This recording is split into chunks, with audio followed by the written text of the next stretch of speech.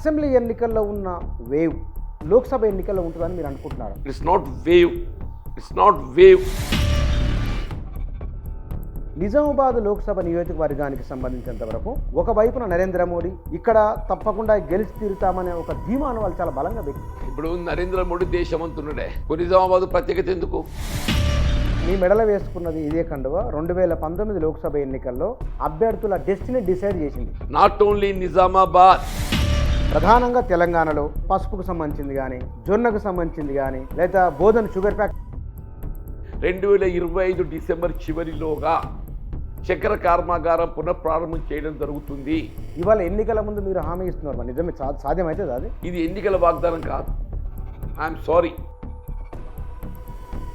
కానీ సార్, ఇక్కడ నిజామాబాద్ రైతులకు సంబంధించింది ఎక్కని కొండలేదు, మొక్కని బండలేదు. ఇక్కడ మీరు ఏం చేస్తారు గెలిచి? 25 డిసెంబర్ చివరిలోగా ఈ విశ్వాసము ఆచరణలోకి వస్తుందా? పక్క 100కు 100% రాబోతుంది అంటున్నా. మీలాగానే మాట్లాడిన వాళ్ళ అనుభవాలు ఉన్నాయి. ఈ విలాసవంతమైన జీవితానికి నువ్వు అలవాటు పడ్డావు తప్ప. ఎవరు విలాసవంతమైన జీవితం? అరవింద్ గారు. విలాసవంత జీవితం అంటే అరవింద్ మాట్లాడితే పంచు డైలాగ్ ఉంటుంది. బీజేపీ ఎంపీ ఏమీ చేయలేదని మీ ఉద్దేశం? ఏమి చేయలేదని చెప్పాడు, కనబడుతుంది ఏమైనా చేతి చెప్పు అని చెప్పాలి. ఎందుకు మీరు ఆయన టార్గెట్ చేస్తున్నారు? ఈ ప్రభుత్వము కూలుతుందని ఒకరు అంటారు, ముఖ్యమంత్రి అన్నారు కుట్ర జరుగుతుంది అన్నారు. పక్కన పెట్టండి. రాజకీయాల పట్ల ఇంత ఆసక్తి ఎందుకు మీకు? నా జీవితం చివరి అంకానికి వచ్చిన.